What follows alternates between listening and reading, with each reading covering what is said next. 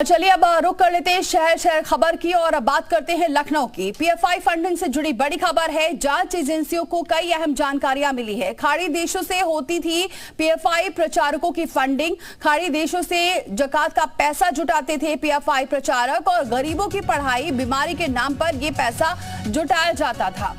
तो ये अहम जानकारियां मिल रही हैं क्योंकि लगातार जो छापेमारी हुई उसके बाद जो गिरफ्तारियां हुई है उसके बाद कुछ जानकारियां हासिल हो रही है, कई खुलासे हो रहे हैं जिससे ये सामने आया है कि पीएफआई सदस्यों को लेकर ये बड़ा खुलासा हुआ। तो गिरफ्तार पीएफआई सदस्यों से जुड़ी एक और बड़ी खबर है। परवेज अहमद और रईस अहमद ने बड़ा खुलासा किया है। कई दिनों से मुस्लिम युवकों को भड़काऊ मैसेज भेज रहे थे। दोनों अतीक हत्या समेत कई मुद्दों को बता रहे थे। इस्लाम पर हमला, मुसलमानों पर अत्याचार के नाम पर युवकों को गुमराह कर रहे थे।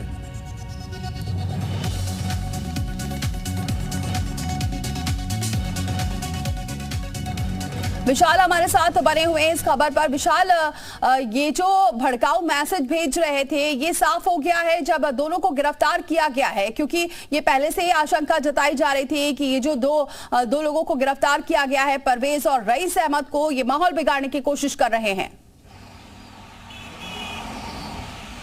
देखिए बिल्कुल निश्चित तौर पर ये दोनों जो है लगातार जो है लोगों को भड़काऊ मैसेज भेज रहे थे। खास तौर से जो ऐसे नौजवान जो है 18 से 25 साल की एज के हैं उनको जो है भड़काने की कोशिश की जा रही थी और उनको इस तरह के भड़काऊ मैसेज किए जा रहे थे। ये भी कहा जा रहा था कि मुसलमानों पर लगातार अत्याचार हो रहा है और इसकी आड़ में जो है मैसेज किए जा रहे हैं।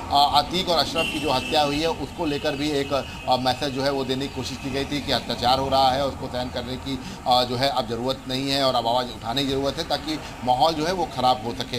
इसको लेकर लगातार जो है पिछले कई दिनों से जो जांच एजेंसियां हैं वो इनके अकाउंट पर नज़र रखी हुई थी और ये लोग एक एक करके जो तमाम लोगों को जोड़ रहे थे, तमाम जो युवा थे उनको जो है जोड़ रहे थे और उन सबको जो है बरगलाने की कोशिश कर रहे थे। इसके साथ साथ जो फंडिंग की बात है वो भी सामने आई है कि खाली देशों से जो है फंडिंग कराई जाती, ज़कात के नाम पर पैसा आता था और अलग अलग जगहों पर ये पैसा भेजा जाता था। हालांकि पीएफआई का एक जो बड़ा गढ़ था वहाँ पर जो है अभी फिलहाल जो है एटीएस से जो छापेमारी की थी वहाँ से कई गिरफ्तारियाँ भी हुई हैं, लेकिन इस पूरे मामले में जो मास्टरमाइंड है प्रधान वो लगातार फरार चल रहा है और यही वजह है कि बताया जा रहा है कि प्रतिबंधित होने के बाद भी पीएफआई के जो तमाम मेंबर्स हैं वो अलग अलग जगह पर पूरी तरह से सक्रिय हैं और लगातार इसी तरह की जो गतिविधियां हैं उनको अंजाम दे रहे हैं, लगातार माहौल खराब करने के लिए। बिल्कुल विशाल, जो आप फंडिंग की बात कर रहे हैं इस पर भी जरा आपसे अपडेट लेते हैं, लेकिन दर्शकों को ये खबर एक बार फिर से बता देते हैं। फंडिंग से जुड़ी बड़ी खबर है, पीएफआई फंडिंग से जुड़ी बड़ी खबर। जांच एजेंसियों को कई अहम जानकारियां मिली हैं। खाड़ी देशों से यहाँ पीएफआई प्रचारकों की फंडिंग होती थी।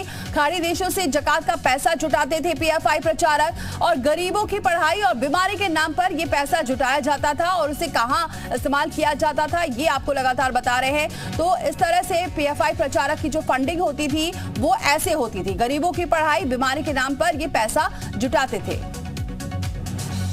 विशाल हमारे साथ बने हुए। विशाल, जो आप जिक्र कर रहे थे कि एक और बड़ी जानकारी सामने आई है कि खाड़ी देशों से पीएफआई प्रचारकों की फंडिंग होती थी। देखिए बिल्कुल निश्चित तौर पर खाड़ी देशों से जो है ज़कात के नाम पर ये पैसे मंगवाए जाते थे। पीएफआई के जो प्रचारक थे वो ये पैसे मंगवाते थे और उनको अलग अलग जगहों पर जो है पैसा भिजवाते थे।